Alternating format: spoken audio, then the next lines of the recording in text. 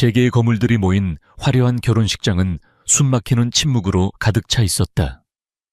순백의 웨딩드레스를 입은 신부 한유진은 살아있는 조각상처럼 완벽했지만 그녀의 얼굴에는 신부의 설렘이나 기쁨 대신 차가운 체념만이 서려 있었다. 하객들은 수근거렸다.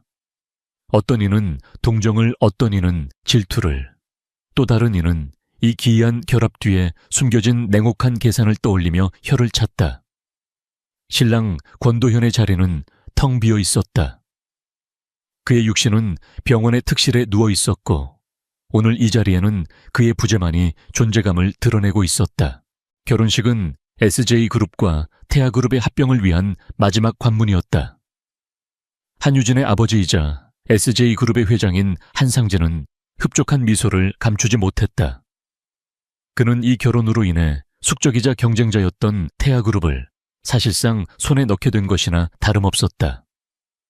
권도현의 유일한 보호자이자 삼촌인 권태만 상무는 비통한 표정으로 조카의 불행을 애도하는 척했지만 그의 눈빛 깊은 곳에서는 탐욕과 만족감이 번뜩이고 있었다. 한유진은 그 모든 위선과 계산을 꿰뚫어 보았다. 그녀는 이 거대한 연극의 주연 배우였고 자신의 역할을 완벽하게 소화해낼 작정이었다. 식이 끝나고 한유진은 누구의 축하도 받지 못한 채 웨딩카에 올랐다. 차는 서울 시내가 내려다 보이는 성북동의 거대한 저택으로 향했다. 그곳은 이제 그녀의 집이자 그녀의 감옥이 될 곳이었다. 저택은 유럽의 고성을 옮겨놓은 듯 웅장하고 아름다웠지만 사람의 온기라고는 찾아볼 수 없었다. 수십 명의 사용인들이 도열하여 그녀를 맞았지만 그들의 눈에는 연민과 호기심만이 가득했다. 사모님 회장님의 침실은 2층 동관에 마련되어 있습니다. 집사는 정중하지만 기계적인 목소리로 그녀를 안내했다. 회장님이라는 호칭이 낯설고 기괴하게 들렸다. 식물인간이 된 남편을 이제는 회장님이라 불러야 했다. 복도를 걷는 내내 값비싼 그림과 조각상들이 그녀를 내려다보았지만 그 어떤 것도 그녀의 공허한 마음을 채워주지 못했다. 마침내 도착한 침실은 집이라기보다는 최고급 병원의 VIP 병실에 가까웠다. 방 한가운데에는 각종 의료 장비에 둘러싸인 거대한 침대가 놓여 있었다. 그리고 그 위에 권도현이 누워 있었다. 1년 전 의문의 추락사고로 식물인간이 된 남자. 언론은 그의 비극을 연일 대서특필했고 세상은 젊고 유능했던 재벌 3세의 불운에 안타까워했다. 한유진은 천천히 침대로 다가갔다. 가까이에서 본 권도현은 잠자는 숲속의 왕자처럼 비현실적으로 잘생겼다. 짙은 눈썹 오뚝한 콧날, 굳게 닫힌 입술. 하지만 그의 얼굴에는 생기라고는 없었다. 규칙적으로 오르내리는 가슴과 모니터에 뜨는 심박수만이 그가 살아있음을 증명하고 있었다. 오늘부터 사모님께서 회장님을 돌보시게 됩니다. 간호사는 24시간 대기하고 있으니 필요하시면 벨을 누르십시오. 간호사가 간단한 설명을 마치고 조용히 방을 나갔다. 삐삐삐. 심장 박동을 알리는 기계 음만이 정막을 채웠다. 한유진은 무거운 웨딩드레스를 벗어던지고 실크 가운으로 갈아입었다. 그녀의 결혼 첫날 밤은 이렇게 시작되고 있었다. 남편은 살아있는 시체였고 그녀는 그의 곁을 지키는 유령 신부였다. 그녀는 와인 한 병을 가져와 잔에 따랐다. 씁쓸한 액체가 목을 타고 넘어갔다. 그녀는 침대에 누워있는 남자를 바라보며 나직이 말했다. 권도현 씨, 당신이나 나나 참 딱한 처지네요. 당신은 세상을 잃었고 나는 자유를 잃었어. 그래도 당신이 낫나 아무것도 느낄 수 없으니까. 그녀의 목소리는 허공에 흩어졌다. 권도현은 미동도 없었다. 한유진은 자조적인 미소를 지으며 와인을 한 모금 더 마셨다. 이 결혼은 철저한 비즈니스였다. 그녀는 SJ그룹의 후계자 자리를 공고히 하기 위해 그리고 아버지를 만족시키기 위해 이 길을 선택했다. 권도현의 막대한 재산과 태아그룹의 경영권은 그녀의 것이 될 터였다. 그 대가로 그녀는 평생 이 남자 옆에서 수절하며 살아야 했다. 시간이 얼마나 흘렀을까. 와인 한 병을 거의 다 비워갈 때쯤이었다. 한유진은 창가에 서서 서울의 야경을 무심하게 내려다보고 있었다. 그때 등 뒤에서 아주 미세한 소리가 들렸다. 침대 시트가 스치는 소리 같기도 했고 누군가 마른 침을 삼키는 소리 같기도 했다. 한유진은 온몸이 굳는 것을 느꼈다. 잘못 들었을 것이다. 환청이거나 혹은 건물 어딘가에서 나는 소음일 것이다. 그녀는 애써 태어난 척하며 천천히 뒤를 돌아보았다. 권도현은 여전히 같은 자세로 누워 있었다. 기계의 수치들도 변함이 없었다. 역시 내가 너무 예민했어. 그녀는 스스로를 다독이며 다시 창밖으로 고개를 돌렸다. 하지만 뇌리에서 방금의 소리가 떠나지 않았다. 심장이 불안하게 뛰기 시작했다. 그녀는 남은 와인을 단숨에 들이켜고는 결심한 듯 침대 쪽으로 걸어갔다. 뭔가 확인해야만 했다. 그녀는 침대 옆 의자에 앉아 한참 동안 권도현의 얼굴을 관찰했다. 규칙적인 숨소리 미동도 없는 얼굴. 모든 것이 완벽한 식물인간의 모습이었다. 어쩌면 간호사들이 말한 근육 경련 같은 것일지도 모른다. 한유진은 자리에서 일어나 그의 이불을 정리해주는 척했다. 그러다 일부러 손을 미끄러뜨려 그의 팔에 연결된 수액줄을 살짝 건드렸다. 바늘이 꽂힌 부위가 미세하게 당겨졌을 것이다. 보통 사람이라면 자신도 모르게 움찔하거나 미간을 찌푸렸을 상황. 그러나 권도현은 아무런 반응도 보이지 않았다. 한유진은 속으로 안도의 한숨을 내쉬었다.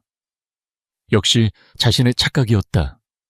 긴장과 알코올 때문에 헛것을 들은 게 분명했다.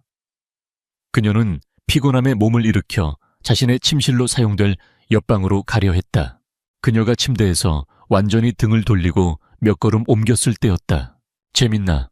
얼음장처럼 차갑고 낮은 목소리. 분명한 남자의 목소리였다. 한유진은 그 자리에 얼어붙었다. 온몸의 피가 차갑게 식는 것 같았다. 이 방에는 자신과 권도현 단둘뿐이다. 그렇다면 방금 그 목소리는 그녀는 삐걱거리는 인형처럼 천천히 아주 천천히 고개를 돌렸다. 그리고 그녀는 보았다. 조금 전까지 미동도 없이 누워있던 권도현이 눈을 뜨고 있는 것을. 그의 눈은 더 이상 공허하지 않았다. 그 안에는 날카로운 지성과 분노 그리고 서늘한 경고가 담겨 있었다. 그는 상반신을 아주 조금 일으킨 채 한유진을 똑바로 쏘아보고 있었다. 내 병실에서 벌이는 연극 재미있냐고 물었어, 한유진 씨. 그의 목소리는 오랫동안 사용하지 않은 듯 조금 쉬어 있었지만 그 안에 담긴 힘과 위압감은 숨길 수 없었다. 모니터의 수치들은 여전히 안정적이었다. 마치 이 모든 상황이 거짓이라는 듯이 한유진은 평생 처음으로 머릿속이 새하얗게 비는 경험을 했다. 수많은 위기와 협상 테이블에서도 잃어본 적 없는 냉정함이 순식간에 무너져 내렸다. 그녀는 입술을 달싹였지만 아무 말도 나오지 않았다. 눈앞의 현실을 도저히 믿을 수가 없었다. 식물인간. 세상 모두가 그렇게 알고 있는 남자. 그녀의 법적인 남편. 그가 말을 하고 있었다. 권도현은 그런 그녀의 반응을 예상했다는 듯 차가운 미소를 지었다. 내 비밀을 알게 된 첫 번째 사람이 된 걸 축하하지. 이제 당신에게는 두 가지 선택지가 있어. 내 편에 서서 이 연극을 계속하거나 아니면 여기서 모든 것과 함께 사라지거나. 그의 눈빛은 농담을 하고 있지 않았다. 한유진은 깨달았다. 자신의 결혼 첫날 밤은 이제 막 진짜 서막을 올렸을 뿐이라는 것을. 그리고 그 서막은 달콤한 로맨스가 아닌 목숨을 건 위험한 게임의 시작이었다. 한유진의 심장이 바닥으로 떨어지는 듯했다. 그녀의 눈앞에 있는 남자는 더 이상 생명 유지 장치에 의존하는 무력한 식물인간이 아니었다. 그는 냉철한 이성과 강렬한 의지를 가진 살아있는 포식자였다. 그의 시선은 그녀의 영혼까지 꿰뚫는 듯 날카로웠고 그의 목소리는 그녀의 모든 퇴로를 차단하는 선고처럼 울렸다. 사라지거나 내 편에 서거나 그것은 제안이 아니었다. 협박이자 유일한 생존의 길이었다. 한유진은 수많은 협상과 위기의 순간들을 겪어왔지만 이처럼 원초적인 공포와 마주한 것은 처음이었다. 그러나 그녀는 한유진이었다. SJ그룹의 회장이 가장 신이 많은 책략가이자 어떤 상황에서도 평정을 잃지 않도록 훈련받은 후계자. 초기 충격의 파도가 지나가자 그녀의 머리는 차갑게 식으며 빠르게 상황을 분석하기 시작했다. 그녀는 떨리는 숨을 가다듬고 마침내 입을 열었다. 목소리가 갈라지지 않도록 최대한 힘을 주었다. 어떻게? 그녀의 첫 질문은 왜가 아닌 어떻게였다. 그것은 권도현에게 그녀가 단순한 겁쟁이가 아니라는 것을 보여주는 첫 번째 신호였다. 그녀는 감정적인 동요보다 상황의 본질과 기술적인 측면을 먼저 파악하려 하고 있었다. 권도현의 눈에 흥미로운 빛이 스쳐 지나갔다. 그는 그녀가 소리를 지르거나 기절하거나 혹은 도망치려 할 것이라 예상했다. 그러나 그녀는 제자리에 서서 자신을 똑바로 마주하고 있었다. 어떻게라? 의지가 있으면 길은 보이기 마련이지. 그가 낮게 읊조렸다. 사고 직후 내 상태가 위중했던 건 사실이야. 하지만 의식은 생각보다 빨리 돌아왔어. 내가 중환자실에 누워있을 때 내 병실에 찾아온 첫 번째 손님은 나를 걱정하는 가족이 아니었지. 그의 목소리에 냉소가 어렸다. 바로 내 친애하는 삼촌 권태만 상무였어. 그는 매수된 의사와 함께 내 생명 유지 장치를 언제쯤 인도적인 차원에서 제거할 수 있을지 논의하고 있었지. 그 순간 깨달았어. 내가 살아있다는 걸 알리면 나는 정말로 죽게 될 거라고. 한유진은 숨을 죽였다. 재산을 둘러싼 재벌가의 암투는 소설이나 드라마에서나 나오는 이야기인 줄 알았는데 지금 그녀는 그 추악한 현실의 한복판에 서 있었다. 권도현은 말을 이었다. 나는 필사적으로 연기했어. 뇌 활동을 최소화하고 외부 자극에 전혀 반응하지 않았지. 다행히 내 곁에는 아버지가 살아계실 때부터 나를 돌봐주셨던 주치의 한 분이 있었어. 그분만이 유일하게 내 비밀을 알고 나를 돕고 있지.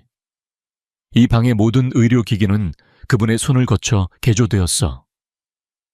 내 생체 신호는 정상으로 기록되지만 동시에 외부에서는 내 미세한 움직임이나 뇌파 변화를 감지할 수 없도록 말이야. 그는 침대 옆의 작은 버튼을 눈짓으로 가리켰다. 저 버튼을 누르면 5분간 모든 감시 시스템이 교란된다. 지금처럼 이제야 모든 것이 이해되기 시작했다. 이것은 즉흥적인 행동이 아니었다. 아주 오래전부터 치밀하게 계획되고 준비된 생존 투쟁이었다. 왜 하필 나였죠? 한유진이 물었다. 당신 삼촌이 이 결혼을 추진했을 때 왜 막지 않았죠? 당신에게는 위험한 일이었을 텐데 처음에는 물론 위험하다고 생각했지. 권도현이 순순히 인정했다. 권태만은 당신을 자기 편 사람으로 만들어서 나를 법적으로 완벽하게 무력화시키고 태아그룹을 삼키려 했을 거야.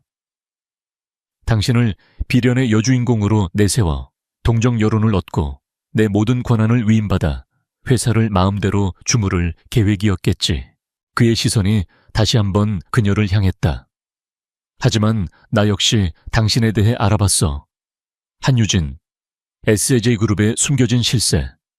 유약한 아가씨인 척하지만 실제로는 이 사회를 뒤에서 움직이는 진짜 전략가. 당신 아버지 한상진 회장이 당신을 얼마나 신뢰하는지, 그리고 당신이 얼마나 뛰어난지. 권태만은 당신을 너무 얕봤어. 그는 당신을 장식품 정도로 생각했지만 나는 당신이 비수가 될 수 있는 잠재력을 봤지. 한유진은 그의 칭찬 아닌 칭찬에 아무런 표정 변화도 보이지 않았다. 그녀는 자신의 능력을 숨기는 데 익숙했고 그것을 인정받는 것에도 무감각했다. 그래서 나를 시험한 건가요? 오늘 밤 내가 어떻게 행동하는지 지켜본 거고. 그래. 권도현은 고개를 끄덕였다. 만약 당신이 순진한 아가씨처럼 그저 울거나 내 운명을 동정하기만 했다면 나는 평생 입을 열지 않았을 거야. 하지만 당신은 나를 동정하지 않았어. 분석했지. 심지어 내 상태를 의심하고 테스트까지 했어. 당신이 내게 필요한 사람이라는 걸 스스로 증명한 거야. 정적이 흘렀다. 한유진은 거대한 선택의 기로에 놓여 있었다. 그의 말을 믿는다면 그녀는 살인 미수범의 소굴에 제 발로 걸어 들어온 셈이었다. 그녀의 남편은 허수아비가 아니었고 그녀의 시숙은 잠재적인 살인자였다. 그녀가 원래 계획했던 대로 태아그룹을 서서히 잠식해 나가는 전략은 이제 불가능했다. 권도현은 그녀의 고뇌를 읽었다는 듯 마지막 카드를 꺼내 들었다. 한유진 씨, 당신과 나는 적이 아니야. 우리의 공동의 적은 권태만이지. 당신의 아버지는 태아그룹과의 합병을 원하시지만 권태만은 결코 SJ그룹 밑으로 들어갈 인물이 아니야. 그는 합병이 완료되는 순간 당신의 아버지를 배신하고 당신과 SJ그룹을 전부 집어삼킬 뱀 같은 인간이야. 당신은 그저 이용당하다 버려질 뿐이라고. 그의 말은 비수처럼 한유진의 가슴에 박혔다. 그녀 역시 권태만의 야심을 어렴풋이 느끼고 있었고 그에 대한 대비책을 세우고 있었다. 하지만 권도현의 경고는 그녀가 막연하게 예상했던 위험을 훨씬 더 구체적이고 현실적인 위협으로 만들었다. 내가 당신과 손을 잡으면 뭘 얻을 수 있죠. 그녀는 마침내 본론을 꺼냈다. 이것은 생존의 문제인 동시에 비즈니스의 문제였다. 권도현의 입가에 옅은 미소가 번졌다. 마침내 그녀가 협상 테이블에 앉은 것이다. 첫째, 당신의 목숨. 권태만은 자신의 비밀을 아는 사람을 살려두지 않아. 당신이 내 비밀을 알게 된 이상 당신은 더 이상 안전하지 않아. 둘째, 태아그룹. 내가 모든 것을 되찾으면 나는 당신과 SJ그룹이 맺은 합병 계약을 존중하고 이행하겠어. 아니, 그 이상을 주지. 우리는 완벽한 파트너가 되는 거야. 권태만이 없는 깨끗하고 강력한 두 그룹의 연합. 그것이 당신 아버지가 진정으로 원했던 것 아닌가. 그의 제안은 거부할 수 없을 만큼 매력적이었다. 위험은 컸지만 성공했을 때의 보상 역시 상상을 초월했다. 무엇보다 이 길만이 그녀가 꼭두각시가 아닌 게임의 플레이어로서 살아남을 수 있는 유일한 길이었다. 한유진은 길게 숨을 내쉬었다. 그녀는 결심했다. 좋아요. 당신과 손을 잡겠어요. 그녀는 침대 쪽으로 한 걸음 다가섰다. 그리고는 조건을 내걸었다. 하지만 조건이 있어요. 첫째, 우리는 동등한 파트너입니다. 일방적인 명령은 받지 않겠어요. 모든 정보는 공유하고 모든 전략은 함께 결정합니다. 둘째, 나의 안전은 당신이 책임져야 합니다. 당신의 비밀을 지키는 것은 곧 내 목숨을 지키는 것과 같으니까. 마지막으로 이 모든 일이 끝나면 우리의 결혼 관계는. 그녀는 잠시 말을 멈췄다. 그때 가서 다시 논의하도록 하죠. 권도현이 그녀의 말을 잘랐다. 지금은 우리 둘 다 살아남는 게 우선이야. 한유진은 그의 말에 동의하며 고개를 끄덕였다. 그녀는 손을 내밀었다. 침대에 누워있는 남자에게 악수를 청하는 기묘한 광경이었다. 권도현은 잠시 그녀의 손을 내려다보더니 천천히 자신의 손을 들어 그녀의 손을 맞잡았다. 그의 손은 오랫동안 움직이지 않았다고는 믿을 수 없을 만큼 강하고 따뜻했다. 그들의 손이 맞닿는 순간 차가운 침실에 기묘한 연대감과 긴장감이 동시에 흘렀다. 위험한 동맹이 그렇게 체결되었다. 그럼 파트너. 한유진이 먼저 입을 열었다. 우리의 첫 번째 수는 뭐죠? 권도현은 창밖으로 서서히 밝아오는 여명을 바라보며 말했다. 권태만은 지금 축배를 들고 있겠지. 모든 것이 자기 계획대로 되었다고 믿으면서. 우리는 그가 가장 방심하고 있는 순간 그가 가장 아끼는 것을 빼앗아 올 거야. 그의 눈이 다시금 불타올랐다. 길고 외로웠던 복수의 서막이 마침내 한 명의 동맹군과 함께 오르고 있었다. 그날 밤의 충격적인 진실 이후 한유진의 삶은 완전히 새로운 국면으로 접어들었다. 겉으로 보기에 그녀는 세상에서 가장 비운한 신부였다. 매일 아침 그녀는 남편의 병실에서 하루를 시작했고 클래식 음악을 틀어주거나 책을 읽어주며 지극정성으로 그를 간호했다. 저택의 사용인들과 권태만의 감시자들은 그녀의 헌신적인 모습에 혀를 내두르며 역시 SJ그룹의 딸은 다르다고 수군거렸다. 하지만 굳게 닫힌 문 안에서 세상이 모르는 그들만의 전쟁 준비가 한창이었다. 권태만은 현재 태아건설을 통해 제주도에 대규모 리조트 개발 사업을 추진하고 있어. 명분은 그룹의 신성장 동력 확보지만 실상은 그의 비자금을 조성하기 위한 창구지. 권도현은 눈만 겨우 움직여 숨겨진 태블릿 화면에 데이터를 가리켰다. 그의 목소리는 초소형 이어폰을 통해 한유진의 귀에만 선명하게 들렸다. 그녀는 소파에 앉아 두꺼운 소설책을 펼쳐둔 채 실제로는 그의 브리핑에 모든 신경을 집중하고 있었다. 그가 매입하려는 부지는 블루락 인베스트먼트라는 유령 회사의 소유야. 시세보다 3배나 부풀려진 가격으로 계약을 앞두고 있지. 차액은 고스란히 권태만의 주머니로 들어갈 거고. 권도현의 목소리에 분노가 서렸다. 이사회는 다음 주 화요일 이 계약을 막아야 해. 우리의 첫 번째 신호탄이 될 거야. 한유진은 책장을 넘기는 척하며 나직이 물었다. 제가 이사회에 참석할 법적 근거는 충분해요. 남편의 법적 대리인이자 후견인이니까요. 하지만 그 늙은 여우들이 제 말을 들어줄까요? 애송이 취급이나 안 하면 다행이죠. 그래서 정면으로 부딪히면 안 돼. 권도현이 말했다. 당신은 여전히 세상 물정 모르는 순진한 아내 역할을 유지해야 해. 그들의 오만함과 방심이 바로 우리의 가장 강력한 무기야. 그들은 며칠 밤낮으로 전략을 세웠다. 권도현은 태아그룹의 내부 사정과 권태만의 약점을, 한유진은 외부에서 상대를 교란하고 압박하는 협상의 기술을 결합했다. 2명의 뛰어난 전략가가 하나의 목표를 위해 움직이기 시작하자 보이지 않는 거대한 톱니바퀴가 삐걱거리며 돌아가기 시작했다. 마침내 이사회가 열리는 날, 한유진은 차분한 네이비색 정장 차림으로 태아그룹 본사 건물에 들어섰다. 그녀의 등장에 로비는 순간적으로 술렁였다. 모두가 그녀를 알아보았고 동정과 호기심이 뒤섞인 시선으로 그녀를 쫓았다. 이사회 회의실 문이 열리자 안쪽에 앉아있던 10여 명의 이사들이 일제히 그녀를 쳐다보았다. 대부분이 권태만의 사람들이었다. 권태만은 의외라는 듯 놀란 표정을 짓다가 이내 인자한 삼촌의 얼굴로 그녀를 맞았다. 아이고 재수씨, 여긴 어쩐 일로. 아주배우님, 남편의 대리인 자격으로 참석했습니다. 비록 몸은 불편하지만 남편도 회사의 중요한 결정에 대해 알아야 할 권리가 있다고 생각했어요. 제가 대신 듣고 전해주려고요. 한유진은 더없이 상냥하고 부드러운 목소리로 말했다. 그녀의 태도는 너무나 연약하고 공손해서 누구도 그녀를 경계 대상으로 여기지 않았다. 권태만은 잠시 곤란한 표정을 짓더니 이내 속내를 감추고 그녀를 상석 바로 아래 자리에 앉혔다.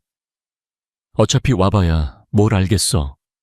오히려 내 이미지만 좋아질 뿐이지. 그의 얼굴에는 그렇게 쓰여 있었다. 회의가 시작되고 예상대로 제주도 리조트 개발 안건이 상정되었다.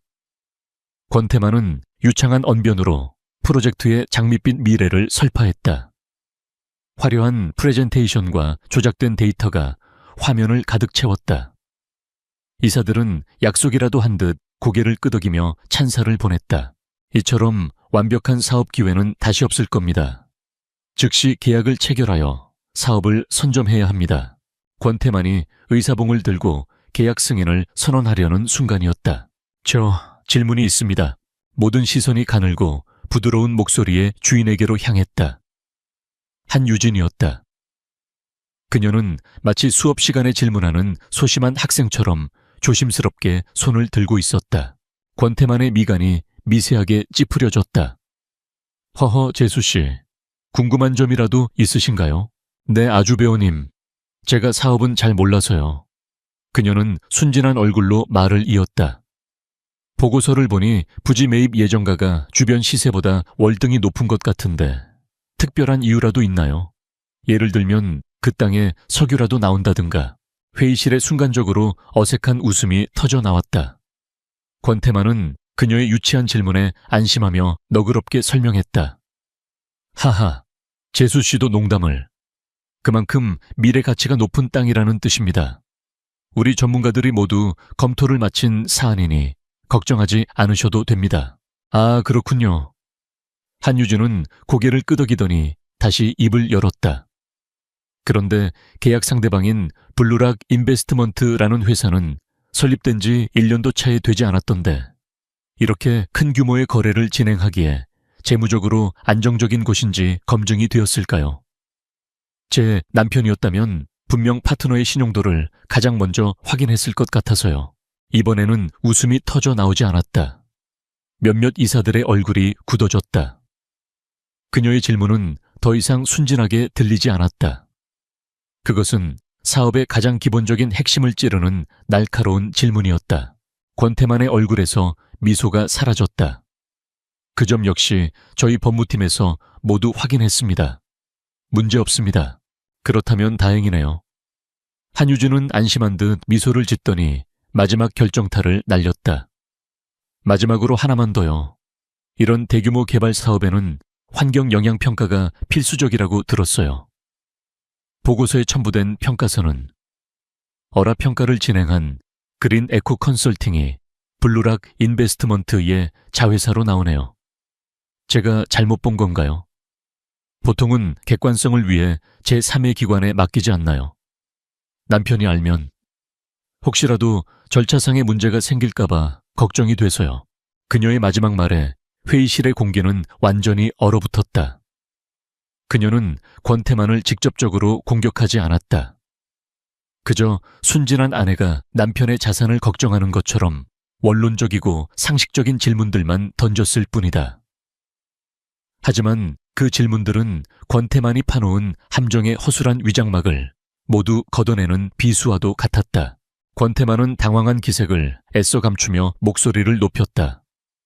재수 씨, 너무 과한 걱정이십니다. 모든 것은 적법한 절차에 따라. 아니요, 아주 배우님. 한유진은 그의 말을 부드럽게 잘랐다. 저는 아무것도 의심하는 게 아니에요. 다만 제 남편이 저런 상태로 누워있는 상황에서 제가代理인으로서 최소한의 확인도 하지 않는다면 하늘에 있는 제 시아버지와 남편을 볼 낯이 없을 것 같아요. 부디 제 걱정을 덜어주시는 셈치고 제가 질문드린 3가지 사항에 대한 명확한 서면 답변을 다음 이사회 전까지 준비해 주실 수 있을까요? 그때까지는 이 안건에 대한 승인을 보류했으면 합니다. 그녀는 보류라는 단어에 힘을 주어 말했다. 반대가 아니었다. 그저 보류였다. 하지만 그 효과는 반대보다 더 강력했다. 그녀의 요구는 너무나 합리적이고 명분이 확실해서 권태만은 감히 거절할 수가 없었다. 만약 여기서 억지로 통과시킨다면 자신이 무언가 숨기는 것이 있다고 자인하는 꼴이 될 터였다. 결국 권태만은 울며 겨자 먹기로 안건 보류에 동의할 수밖에 없었다. 회의가 끝나고 한유진은 아무 일 없었다는 듯 이사들에게 정중하게 인사를 하고 회의실을 빠져나왔다. 그녀가 사라지자마자 권태만은 분노를 참지 못하고 테이블을 주먹으로 내리쳤다. 젠장 저 어린 계집애한테 당하다니 그는 그제야 깨달았다. 한유진은 결코 만만한 인형이 아니었다. 그녀는 날카로운 발톱을 숨긴 고양이였다. 같은 시각 저택의 침실. 한유진은 조금 전의 긴장감은 온데간데 없이 차분한 얼굴로 권도현에게 상황을 보고했다. 예상대로 됐어요. 안건은 보류됐고 권태만은 아마 지금쯤 머리를 뜯고 있겠죠. 이어폰 너머로 권도현의 나직한 웃음소리가 들려왔다. 예상보다 훨씬 잘했어. 당신이 그렇게까지 완벽하게 연기해낼 줄은 몰랐는데. 그의 목소리에는 처음으로 순수한 감탄이 섞여 있었다. 그는 그녀를 전략적 파트너로 선택했지만 오늘 그녀는 자신의 가치를 그 이상으로 증명해 보였다. 이제 시작일 뿐이에요. 한유진이 말했다. 그래, 이제 시작이지. 권도현이 답했다. 권태만도 더 이상 당신을 얕보지 않을 거야. 이제부터는 더 거칠고 비열한 방법으로 나올 거다. 조심해야 해. 그의 경고에 한유진은 창밖을 바라보았다. 거대한 저택의 정원이 그림자 속에 잠겨 있었다. 그녀는 알고 있었다. 첫 번째 전투에서는 승리했지만 진짜 전쟁은 이제부터 시작이라는 것을. 그리고 그 전쟁터의 한복판에 그녀는 이제 막 자신의 깃발을 꽂았다. 이사회에서 한유진에게 제대로 한 방 먹은 권태만은 분노로 이성을 잃을 지경이었다. 그는 자신의 집무실에서 값비싼 양주를 병째 들이켜며 치욕을 곱씹었다. 감히 핏덩이 같은 어린 계집애가 자신의 완벽한 계획에 흠집을 냈다. 그것은 단순한 사업 지연이 아니었다. 자신의 권위에 대한 정면 도전이었다. 조의 이사 권태만이 인터폰에 대고 으르렁거렸다. 곧바로 그림자처럼 음침한 인상의 남자가 들어와 허리를 숙였다. 최 이사는 권태만의 수족이자 그의 모든 더러운 일을 처리하는 해결사였다. 한유진 그 계집의 뒤를 샅샅이 캐 누굴 만나는지 어디를 가는지 심지어 잠꼬대는 뭘 하는지까지 전부 알아내. 약점을 찾아. 세상에 약점 없는 인간은 없어. 알겠습니다, 상무님. 최 이사는 감정 없는 목소리로 대답하고는 소리 없이 사라졌다. 권태만의 눈이 번뜩였다. 그는 한유진이 단순한 운으로 자신을 방해했다고 생각하지 않았다. 분명 배후가 있을 터였다. 그는 그 배후를 찾아내 뿌리까지 뽑아버릴 작정이었다. 그 시각 한유진과 권도현은 권태만의 다음 수를 예상하며 대비책을 세우고 있었다. 권태만이 감시를 붙일 것이라는 건 불보듯 뻔한 일이었다. 이제부터 당신의 모든 행동은 감시당할 거야. 사소한 실수 하나가 우리 모두를 끝장낼 수 있어. 권도현의 목소리가 이어폰을 통해 경고했다. 우리에겐 시간이 없어. 더 깊고 확실한 증거를 찾아야 해. 권도현은 태아그룹의 재무팀에 있는 박기영 부장을 다음 목표로 지목했다. 박 부장은 권도현의 아버지가 회장으로 있을 때부터 회계 파트를 지켜온 충직한 인물이었다. 권태만이 실권을 잡은 후 한직으로 밀려났지만 그는 여전히 태아그룹의 내부 자금 흐름에 접근할 수 있는 몇 안 되는 인물 중 하나였다. 박 부장님은 강직한 분이야. 하지만 매우 신중하지. 섣불리 접근했다간 오히려 경계심만 살 거야. 한유진은 며칠을 고심했다. 비밀스러운 접선은 오히려 미행의 표적이 되기 쉬웠다. 그녀는 역발상이 필요했다. 가장 안전한 장소는 바로 가장 많은 눈이 지켜보는 곳이었다. 그녀는 권도현이 처음 입원했던 병원에 거액을 기부하고 태아그룹 임직원들을 초청하여 자선 바자회를 열었다. 아픈 남편을 대신해 사회에 공헌하는 아내. 그녀의 이미지를 더욱 공고히 하고 동시에 자연스럽게 박 부장에게 접근하기 위한 명분이었다. 바자회는 성공적이었다. 수많은 언론과 직원들로 행사장은 북적였다. 한유진은 우아한 미소를 지으며 사람들 사이를 오갔다. 그리고 마침내 인파 속에서 홀로 서 있는 박 부장을 발견했다. 그녀는 마치 우연인 것처럼 그에게 다가가 가볍게 목례를 했다. 박 부장님 와주셔서 감사해요. 남편이 알면 기뻐할 거예요. 아닙니다, 사모님. 좋은 일에 당연히 동참해야지요. 박 부장은 어색하게 답했다. 잠시 드릴 말씀이 있는데 괜찮으실까요? 그녀는 주변을 의식하며 나직이 말했다. 그리고는 미리 준비해둔 선물 가방을 그에게 건넸다. 약소하지만 남편의 마음입니다. 박 부장이 당황하며 가방을 받아드는 순간 한유진의 목소리가 그의 귓가에 속삭였다. 선대 회장님의 의지를 기억하신다면 오늘 밤 11시 가방 안에 전화기로 연락주세요. 태하를 위한 일입니다. 그녀는 아무 일 없었다는 듯 미소를 지으며 다른 손님에게로 향했다. 박 부장은 잠시 멍하니 서 있다가 이내 상황을 파악하고 굳은 얼굴로 인파 속으로 사라졌다. 그의 손에 들린 가방 안에는 최신형 대포폰이 들어있었다. 그날 밤 11시 약속된 시간에 전화벨이 울렸다. 박 부장이었다.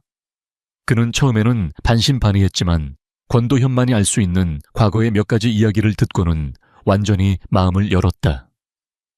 그는 권태만의 전횡에 분노하고 있었고 선대 회장과 젊은 후계자에 대한 의리를 지키고 싶어 했다. 그를 통해 충격적인 사실들이 드러나기 시작했다. 권태만은 프로메트스라는 코드명의 거대한 비자금 계좌를 수년간 운용해왔다. 그 자금은 수많은 유령 회사를 거쳐 돈 세탁되었고 정관계 로비 자금과 그의 사치스러운 생활비로 흘러 들어가고 있었다. 박 부장은 관련된 회계장부에 사본을 몰래 빼돌려 한유진에게 전달하기 시작했다. 권태만을 무너뜨릴 스모킹건이 하나씩 모이고 있었다. 하지만 그들이 승리에 가까워질수록 위험의 그림자도 짙어졌다. 한유진은 자신을 따라붙는 시선을 명확하게 느끼기 시작했다. 백미러에 항상 같은 거리를 유지하며 따라오는 검은색 세단. 저택의 정원을 관리하는 새 정원사의 날카로운 눈초리. 모든 것이 그녀를 옥죄는 감시의 그물이었다. 사건은 예고 없이 터졌다. 박 부장이 결정적인 증거, 즉 비자금의 원본 장부가 숨겨진 위치를 알려주기로 약속한 날이었다. 그는 갑자기 연락이 두절되었다.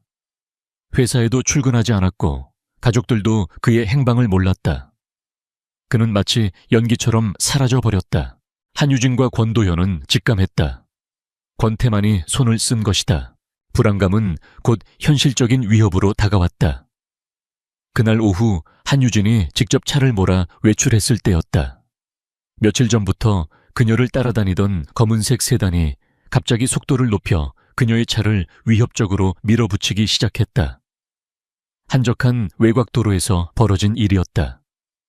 상대는 그녀를 사고로 위장해 해치려는 것이 분명했다. 침착해 오른쪽으로 갓길이 보이면 핸들을 최대한 꺾어. 이어폰 너머로 권도현의 다급한 목소리가 들려왔다. 한유진은 공포에 질렸지만 이성을 잃지 않았다. 그녀는 그의 지시에 따라 아슬아슬하게 차를 피하며 질주했다. 끼익. 타이어가 찢어지는 굉음과 함께 그녀의 차는 간신히 가드레일을 스치며 멈춰 섰다. 검은 세단은 잠시 멈칫하더니 이내 속도를 높여 사라져버렸다. 명백한 경고였다. 한유진은 핸들을 잡은 채 가쁜 숨을 몰아쉬었다. 손이 사시나무처럼 떨렸다. 죽음의 공포가 온몸을 휘감았다. 이것은 더 이상 서류와 숫자를 가지고 싸우는 경영권 분쟁이 아니었다. 말 그대로 목숨을 건 전쟁이었다. 공유된 위험은 역설적으로 두 사람의 관계를 더욱 가깝게 만들었다. 권도현은 이어폰 너머로 전해지는 그녀의 거친 숨소리를 들으며 자신의 무력함에 치를 떨었다.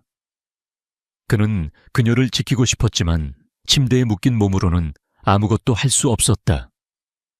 그가 할 수 있는 일은 자신의 경험을 바탕으로 그녀에게 보안 수칙과 미행을 따돌리는 법을 알려주는 것뿐이었다.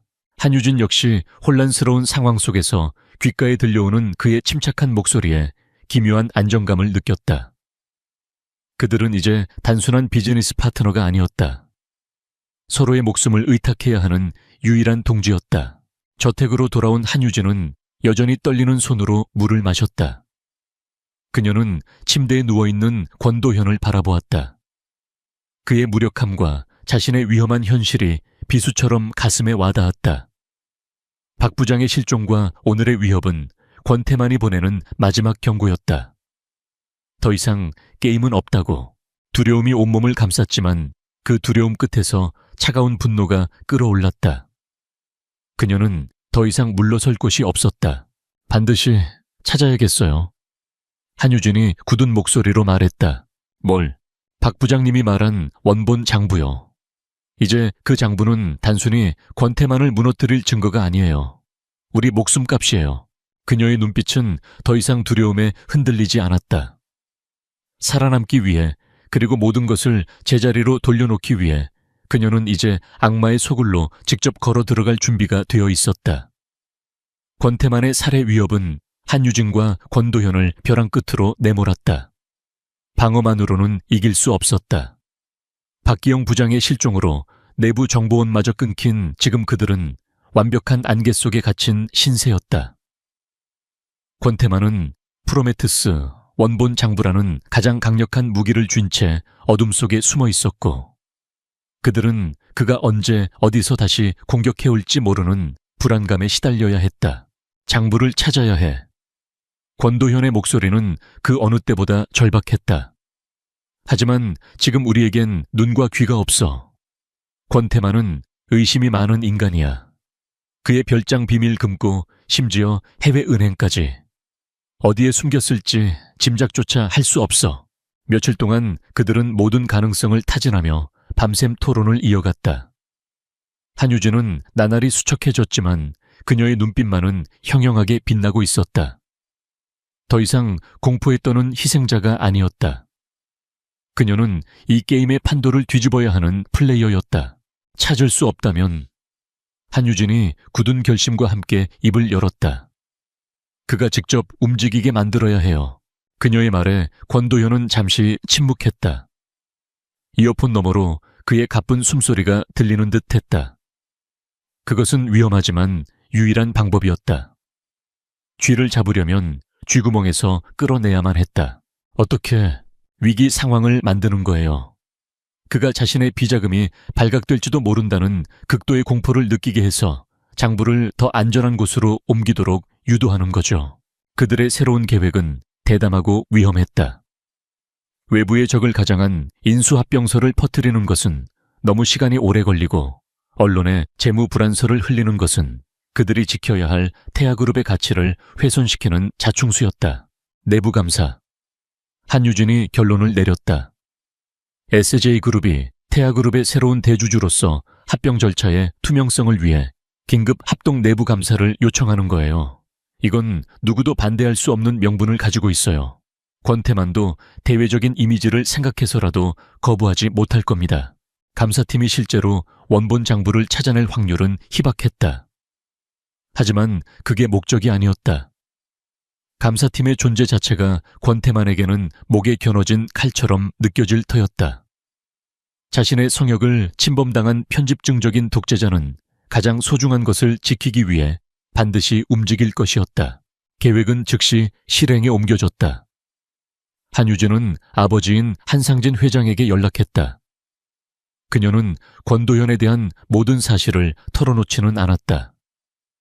그저 태아그룹 내부에서 심각한 회계 부정의 정황을 포착했으며 이대로 합병을 진행할 경우 SJ그룹에 막대한 피해가 예상된다고만 보고했다. 딸의 비범한 직감과 능력을 누구보다 잘 아는 한 회장은 군말 없이 그녀의 요청을 승인하고 SJ그룹 내에서 가장 유능하고 입이 무거운 감사팀을 꾸려주었다. SJ그룹 감사팀의 등장은 태아그룹 본사에 떨어진 날벼락과 같았다. 권태만은 한유진의 집무실로 달려와 노골적으로 분노를 터뜨렸다. 재수 씨, 이게 무슨 짓입니까? 나에 대한 선전포고라도 하는 겁니까?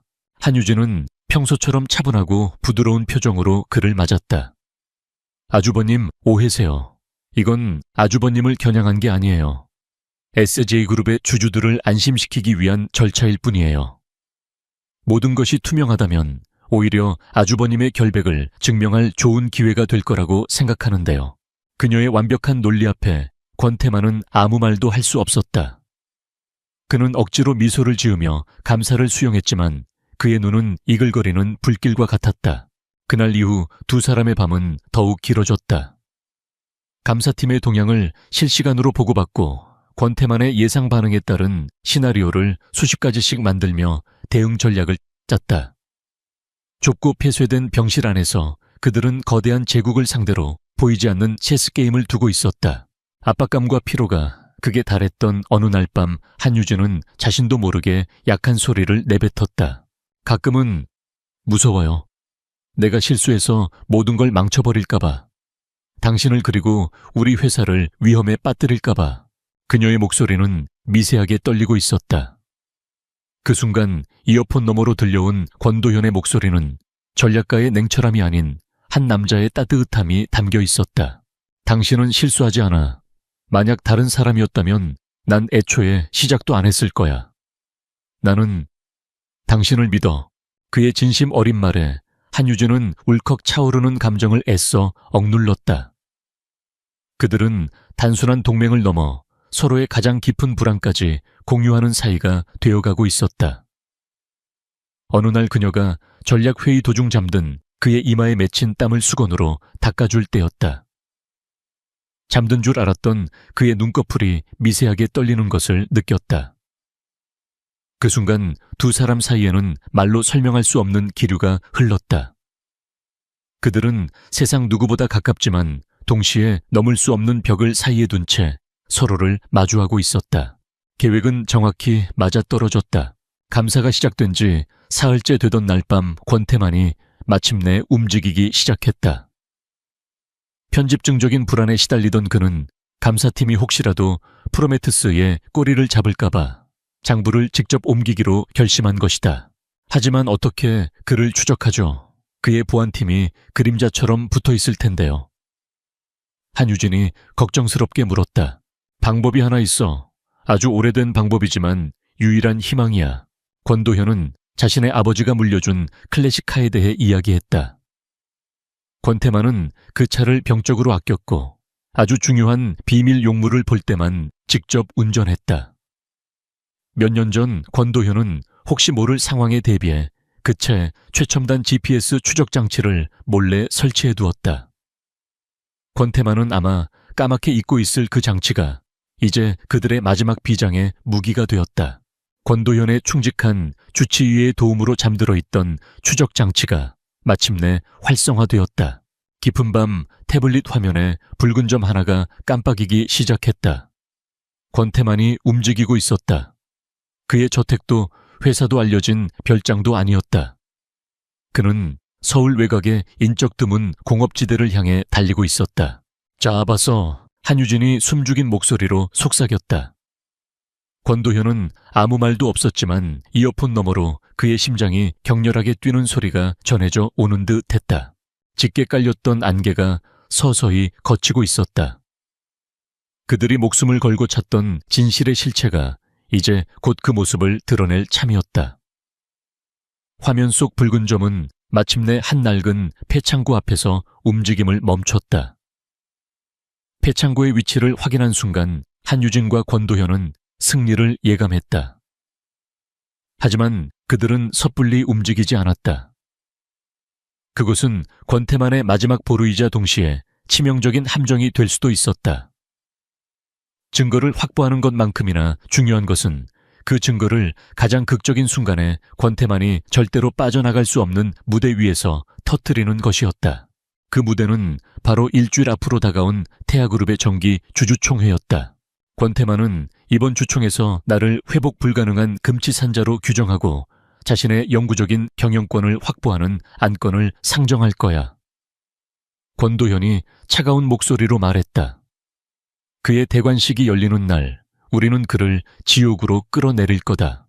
그들의 마지막 작전은 한 편의 첩보 영화처럼 은밀하고 정교하게 진행되었다. 작전명은 프로메테스의 불을 훔쳐라. 먼저 한유진은 권태만의 감시망을 교란시키기 위한 연막을 쳤다. 그녀는 갑자기 쇼핑과 사교 모임에 열중하기 시작했다. 최고급 습에서 하루를 보내고 VVIP 미술관 파티에 참석해 다른 재벌가 부인들과 웃고 떠들었다. 그녀의 모습은 남편의 비극 따위는 잊어버린 철없는 재벌가 며느리 그 자체였다. 그녀를 미행하던 최 이사의 부하들은 역시 계집애는 어쩔 수 없다며 경계를 풀고 권태만에게 그녀가 더 이상 위협적이지 않다고 보고했다. 권태만의 시선이 완전히 한유진에게 쏠린 사이 권도현의 충직한 주치의가 비밀리에 움직였다. 그는 과거 특수부대에서 복무했던 가장 신뢰할 수 있는 보안 전문가들로 구성된 소규모 팀을 고용했다. 주주총회 이틀 전 깊은 밤 한유진이 청담동의 한 파티장에서 화려한 스포트라이트를 받고 있을 때 검은 옷을 입은 그림자들이 폐창고 주변에 스며들었다. 그들은 최첨단 장비로 경보 시스템을 무력화하고 소리 없이 내부로 침투했다. 창고 안쪽 위장된 벽 뒤에 숨겨진 비밀 공간. 그곳에는 거대한 금고가 있었다. 암호는 권태만 자신의 생일이야. 자기애가 강한 인간들이 흔히 저지르는 실수지. 권도현의 정보는 정확했다. 몇 번의 시도 끝에 묵직한 금고문이 소리를 내며 열렸다. 그리고 그 안에 프로메테스라고 적힌 수십 권의 검은색 가죽 장부가 모습을 드러냈다. 팀은 장부를 확보한 즉시 모든 페이지를 고속 스캔하여 디지털 파일로 변환하고 여러 개의 보안 서버에 분산 저장한 뒤 흔적도 없이 사라졌다. 마침내 운명의 날이 밝았다. 태아그룹 본사 대강당에서 열린 주주총회장은 재계의 거물들과 수많은 언론사 기자들로 발 디딜 틈이 없었다. 권태만은 승리감에 도취된 채 단상에 섰다. SJ그룹의 성가신 내부 감사는 별다른 소득 없이 끝났고 한유진은 다시 사치와 향락에 빠진 듯 보였다. 모든 것이 그의 뜻대로 흘러가고 있었다. 그는 비통한 표정을 지으며 조카의 불행에 대해 연설하기 시작했다. 회사를 구하기 위해 고군분투한 자신의 노력을 역설하며 주주들의 감성에 호소했다. 그의 영의는 완벽했고 장내의 분위기는 그에게 완전히 넘어온 듯했다. 이에 저는 사랑하는 조카 도현이를 대신하여 태아그룹을 위기에서 구하고 미래로 이끌 막중한 책임을 맡고자 합니다. 그가 자신의 영구 경영권을 승인하는 안건을 상정하고 의사봉을 들고 투표를 시작하려는 바로 그 순간이었다. 꽝! 대강당의 육중한 문이 활짝 열렸다. 모든 사람의 시선이 문 쪽으로 쏠렸다. 그곳에는 한유진이 서 있었다. 평소에 부드럽고 온화한 모습이 아니었다. 그녀는 날카롭게 재단된 검은색 정장을 입고 있었고 그 모습은 마치 전장에 나서는 여전사와도 같았다. 그녀의 얼굴에는 냉정한 결의가 서려 있었다. 장내가 술렁이기 시작했다. 권태만은 당황한 기색을 감추지 못하고 소리쳤다. 경비는 뭘 하는 거야? 당장 저 여자를 끌어내. 하지만 한유진은 경비원들이 다가오기도 전에 꼿꼿한 자세로 단상을 향해 걸어왔다. 그녀의 또각거리는 구두 소리가 장내의 모든 소음을 압도했다. 투표하시기 전에 그녀의 목소리는 마이크 없이도 강당 전체에 울려 퍼질 만큼 맑고 힘이 있었다. 주주 여러분들께서 반드시 아셔야 할 진실이 있습니다. 여러분이 신뢰를 맡기려는 저 남자의 진짜 모습에 대해서 말입니다. 그녀가 연단에 서서 노트북을 연단 스크린에 연결하는 순간 권태만의 연설 자료가 떠있던 거대한 화면이 바뀌었다. 화면에 나타난 것은 프로메테스 장부의 스캔 파일이었다. 수백억 원대의 비자금 내역 해외 페이퍼 컴퍼니로 빼돌려진 자금 흐름 뇌물을 받은 정관계 인사들의 명단. 제주도 리조트 부지 계약의 추악한 진실까지. 모든 범죄의 기록이 적나라하게 펼쳐졌다. 아, 이게 다 사실이야. 주주들은 경악했고 장내는 순식간에 아수라장이 되었다. 거짓말이야. 전부 조작된 거라고. 권태만은 얼굴이 하얗게 질려 미친 사람처럼 소리쳤다.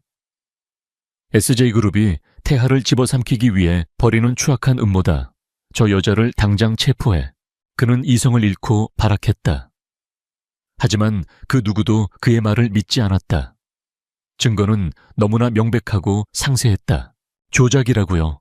한유진의 목소리는 얼음장처럼 차가웠다. 그렇다면 이 장부의 원주인에게 직접 한번 해명해 보시겠어요? 그녀의 말이 끝나기 무섭게 강당의 문이 다시 한번 열렸다. 모든 사람의 고개가 다시 문 쪽으로 향했다. 그곳에 서 있는 사람의 모습을 본 순간 장내는 물을 끼얹은 듯 조용해졌다. 사람들은 자신의 눈을 의심했다. 누군가는 숨을 멈췄고 누군가는 비명을 질렀다. 휠체어도 환자복도 아니었다. 완벽하게 재단된 슈트를 입고 자신의 두 발로 당당하게 서 있는 남자. 권도현이었다.